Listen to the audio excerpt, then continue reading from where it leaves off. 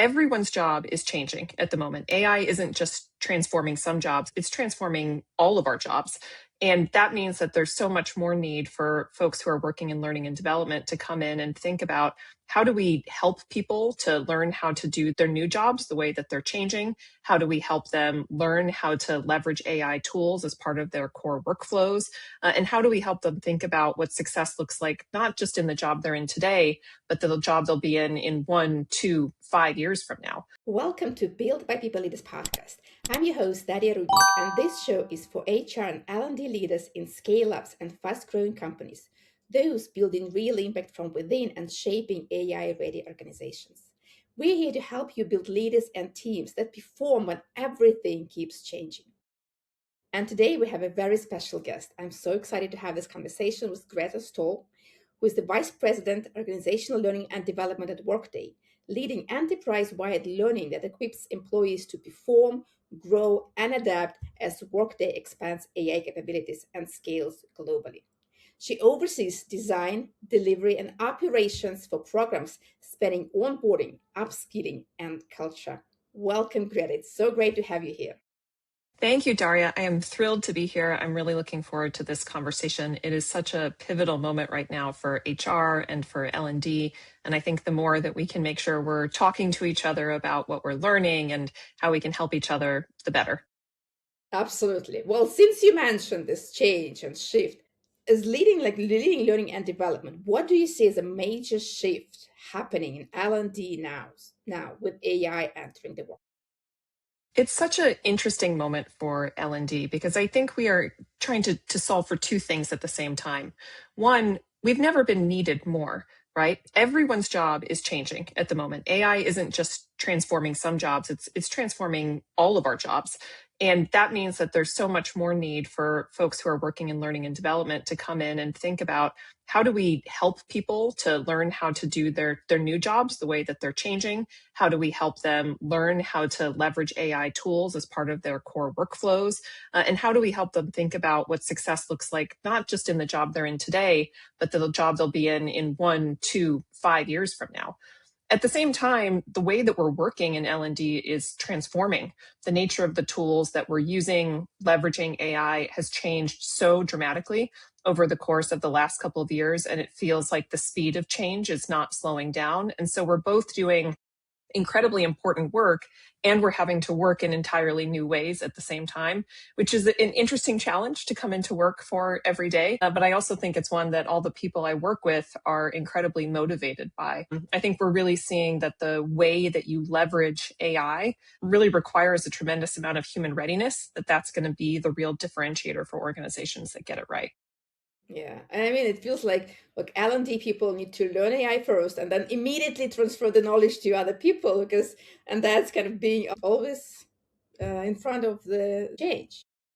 Yeah, I think that's exactly right. And I think it's such an interesting space to be in because it's not like there's one AI tool that everyone's going to use in the same way that it's going to solve your problems, right? Like AI tools differ depending on what job you're doing, how you're integrating them into workflows. And you have to be really thoughtful about that if you're going to maximize value, right? If you're just bolting on tools to old processes, it's not going to help you grow your business. It's not going to help you deliver value. So you're looking at transforming workflows, thinking about how to leverage it in different job types. And so what we've found is that there are things that we have to do at an enterprise level. And we've invested a lot in what we've called our everyday AI program to help people think about how we can all work differently with a common set of tools.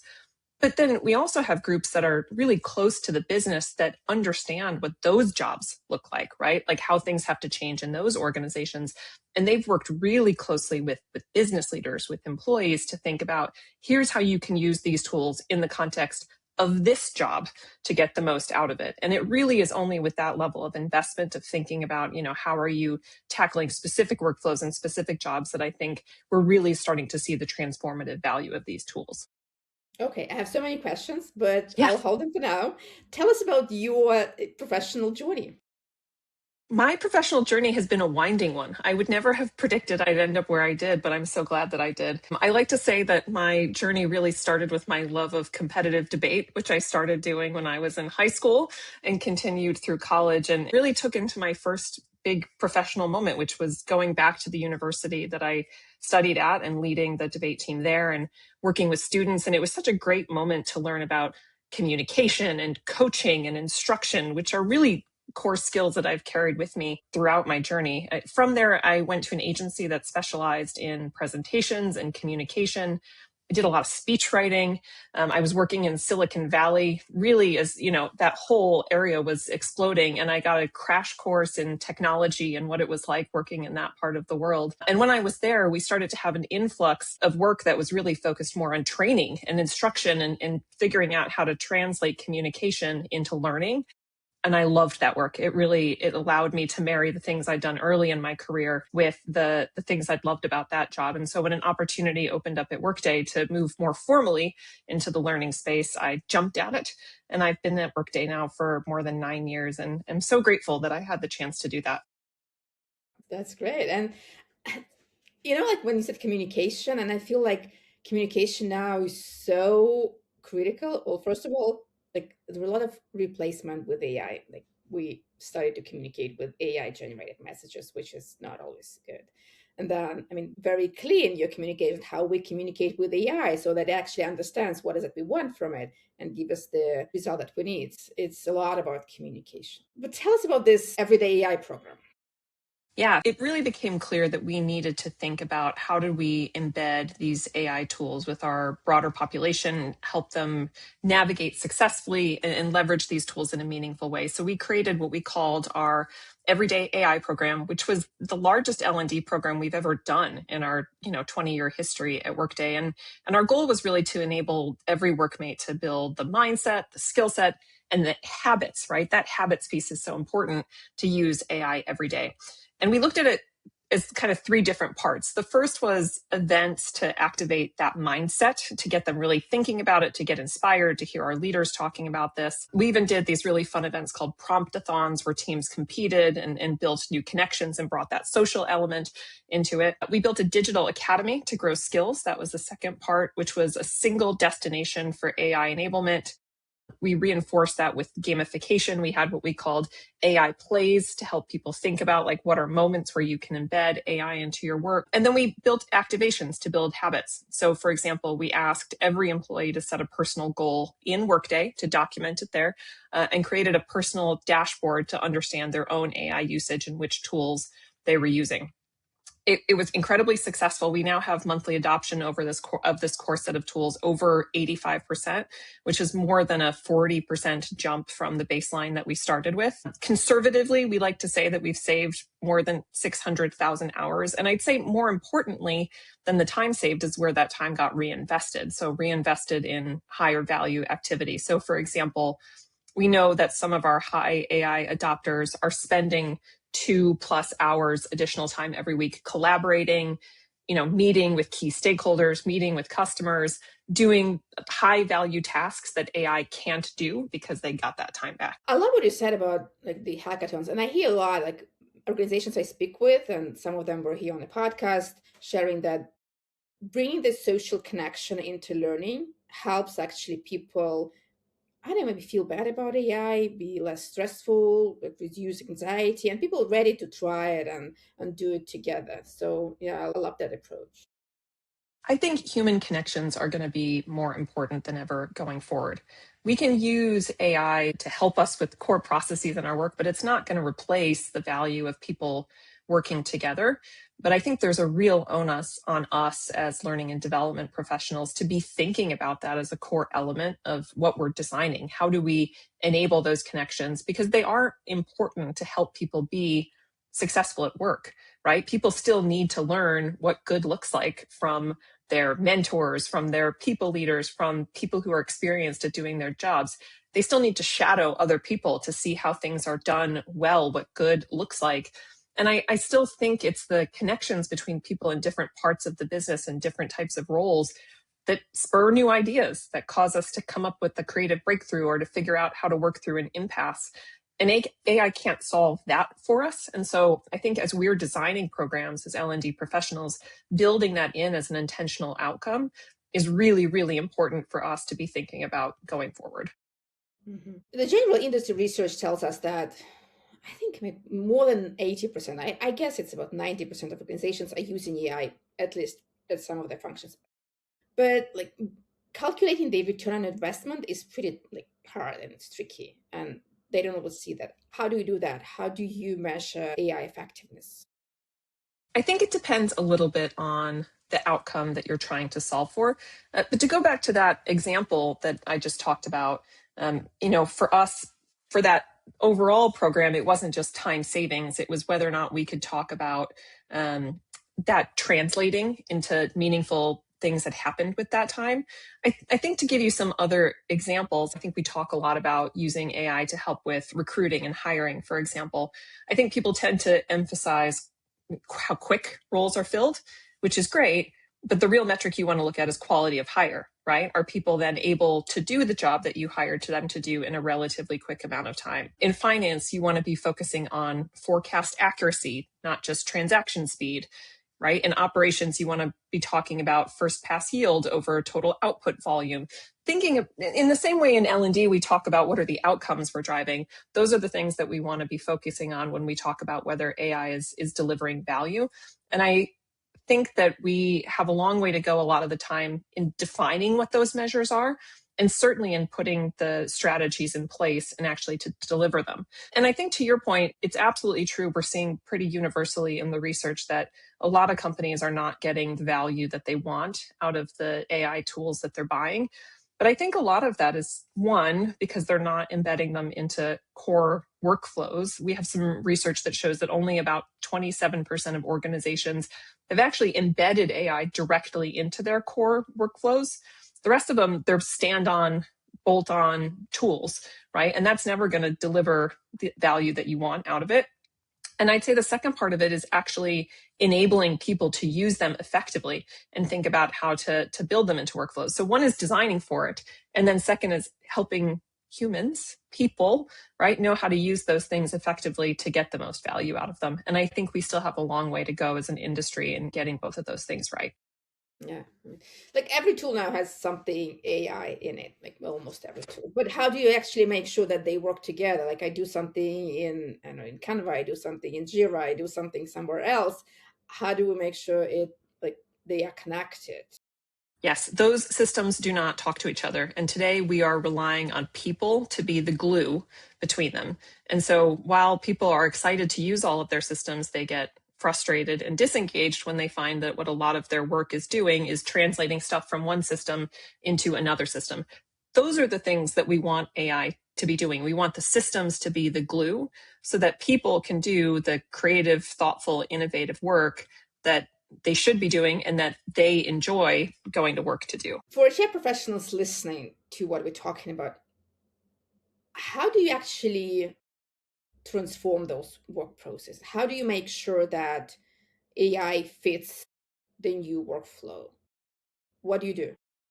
Yeah, I'll give you a real concrete example just from my own world and my own work. And so one of the things I mentioned earlier is that learning and development is one of the fields that's changing the most. And we started to see this even a couple of years back, right? The advent of ChatGPT was this, shocking moment for people who all of a sudden could see systems generating content that they'd used to have to spend hours just getting a draft on paper to do something like that. And so one of the things I'm proud of is that we were really proactive in thinking about how is work going to look different and what are the right tools for us to be thinking about using. And so we actually invested pretty early in a tool called Sana Learn, which is actually now a Workday product. Workday acquired Sana last year.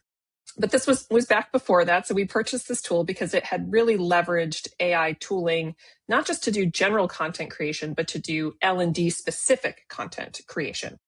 And we found that it drastically increased both the efficiency of what we were building and the quality of what we were building because we could use AI tools to build scenarios and simulations and to let users practice with the content. All of these things that felt like pipe dreams usually because it took so long to build something like that. But that begged the question then, if the tool was going to do the work so much faster, what is the right thing for our people to be spending their time doing, right? And so we really started to re-architect the roles in our organization to build these AI tools into their workflows with the expectation that this is what they were using to help them draft, to help them build, but then changing where they were spending their time so they could act more as business consultants to conduct more conversations on strategy, to think about how to drive business outcomes, and focus their effort on the places where they could have value that the system couldn't create. And as a result, we've been able to see more growth opportunities for the people in the team where they're getting to do more high value work that they really enjoy, but still feeling really good about the output of the work that they're doing. So I like to cite that as an example of this can be a win-win, right? Like you can get really good outcomes using these tools that then creates higher value work for people. So the outcomes are good for the business and for the people who are doing the work. And I love this example because there is buzz that AI will take our job. Now AI is doing that so much faster. We don't need so many people. But it's actually about the clarity of roles. That's what AI can do better than people. That's what only humans can do. And let's be clear about how you can bring value. And let's focus on, like you said, building relationships, having meaningful conversations, being a consultant more than an executor. I think that's exactly right. I think we focus so much on how AI changes how we get the work done, but we also should be talking about how AI can change the way we grow people, right? It creates time and space. It creates opportunity to do higher value work.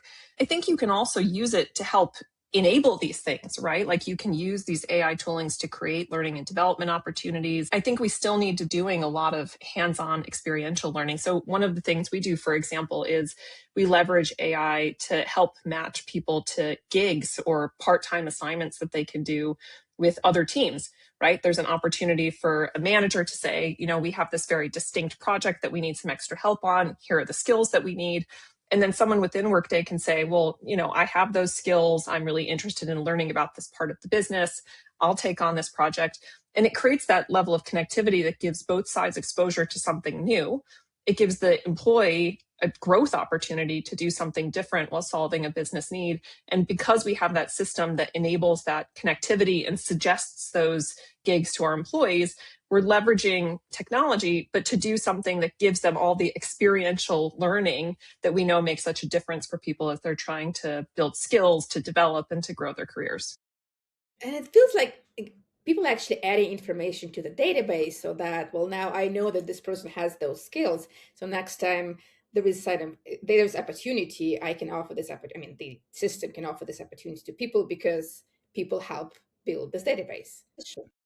Yeah, absolutely. And I think it enables internal mobility too, because one of the things that we've seen is that people who complete gigs are also then more likely to take on other growth opportunities within the organization. It could be with those people that they did the gig with. It could be because they learned some new set of skills or they felt more ready for another type of opportunity.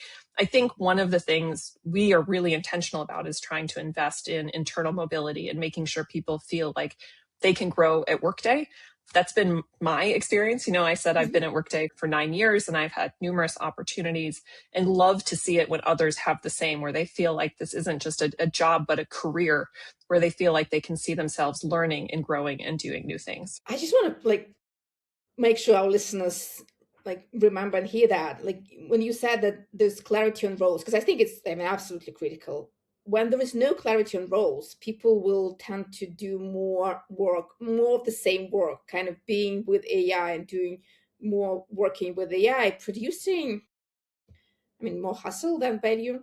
But when there is this clarity, that's what AI can do. That's what you can do. And you focus on new skills and new relationships, new core skills. That's where win-win. That's the win-win approach. And that helps people grow. And that makes people feel better, not just be caught in this wheel of doing more and more and more and more, just because AI can do it faster. Exactly. And I think that is one of the risks with AI is that people get time back, but they don't know what to spend that time on. And so they end up doing just more work, more repeatable, low value work instead of the places where they really can be making a contribution to their own growth and to key business outcomes. And so I think one of the key things that we can get right as HR organizations looking forward is investing in doing role design, in investing in doing workforce design and thinking about, what are these workflows? What's that going to look like? What's the part that the person's doing? What's the part that the AI is doing? And with this time saved, where are we going to reinvest it so that person is maximizing what they get out of it and maximizing what the business gets out of it in terms of high value work? Everybody wins when people get to do more high value creative work. That's what people like to do, right? It makes it a lot more fun to go to work, and it means that the business thrives too. Yeah. And I mean, if you in HR want to do more strategic work, go to your business partner and from the business and tell them, hey, let's see how we need to redesign your work. And that's an easy start and a very valuable conversation. Absolutely. I want to ask a question. We kind of started talking about that, but I want to talk about the core skills and how the core skills are shifting. Because before that, what used to be high wage jobs like information processing, data analysis, research, AI can do that. What's the core skill now?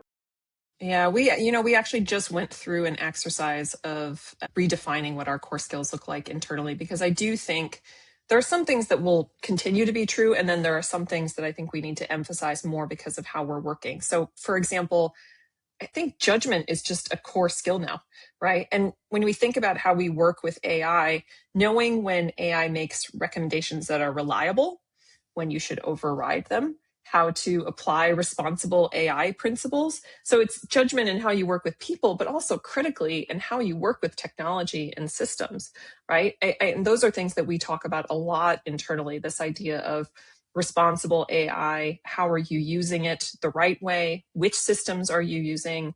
And I think that's something that's going to be true for really any organization. I also think creativity, critical thinking, complex problem solving, these are real differentiators in the new job landscape. But I don't want to underplay interpersonal skills either. Like we talk about relationship building and candid communication, how you work with other people. To go back to something we were talking about earlier, those human relationships are just as important as they ever were. And in some ways, when you spend a lot of your day working with technology and working with AI agents, those can be skills that depreciate, right? That we're not investing as much in. And so I think we have a real onus to be very intentional about ensuring that we are investing in skills to help people work with other people, in addition to helping people work with systems and with agents and with technology, because it will make the workplace a better place to be. And I think it will help ensure that we're more engaged and more innovative, and which is ultimately good for everybody. Yeah.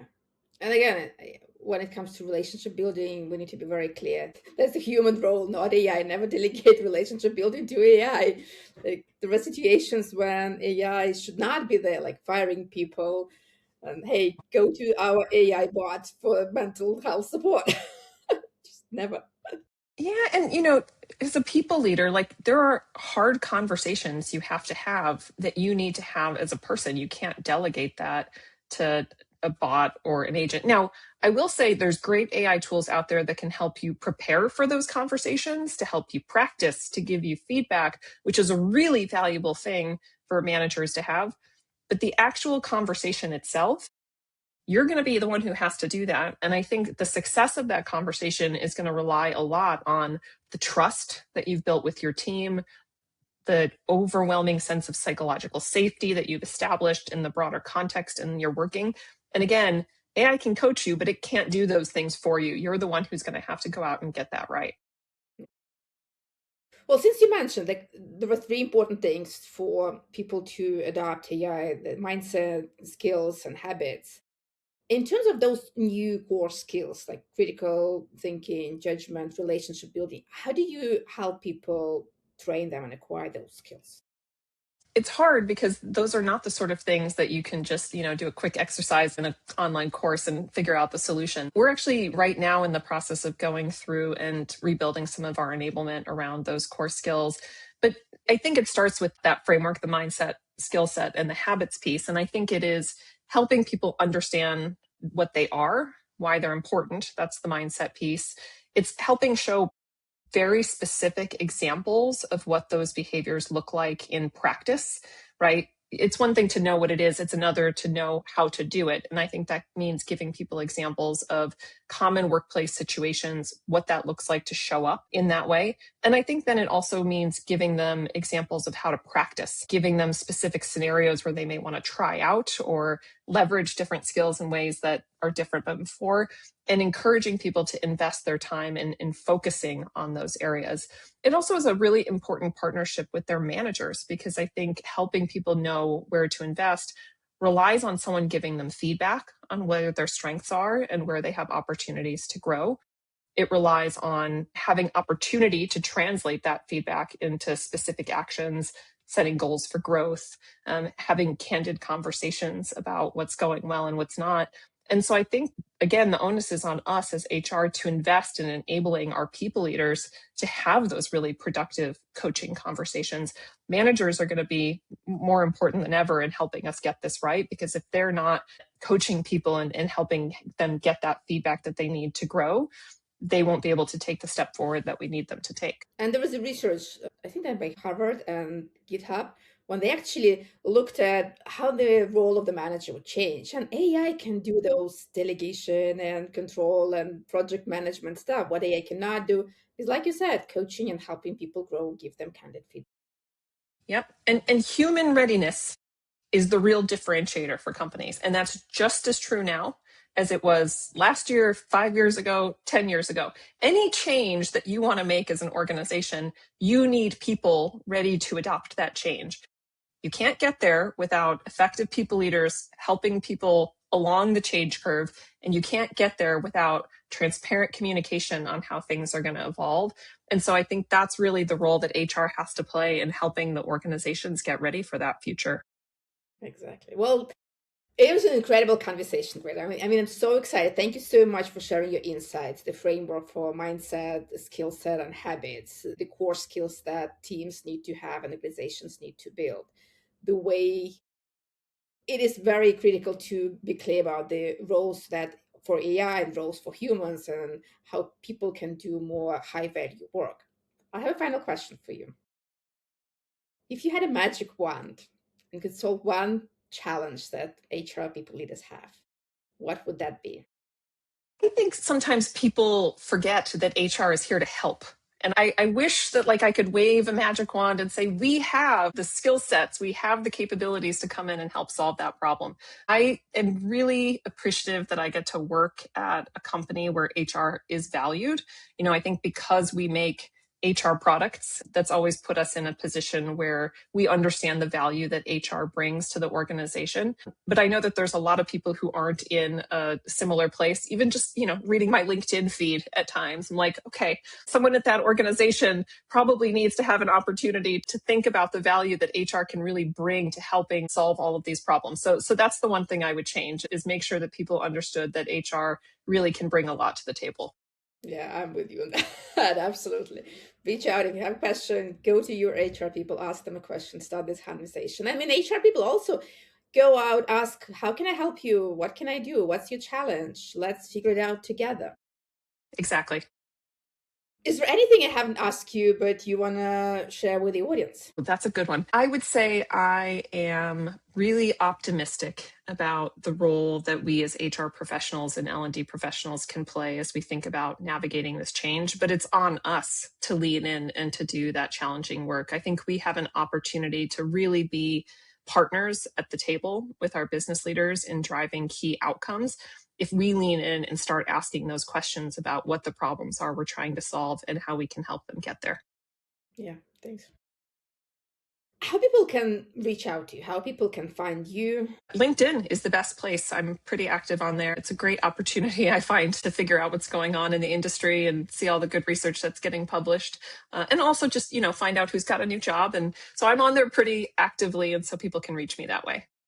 Cool. Well, the link to Greta's LinkedIn is in the notes to this episode.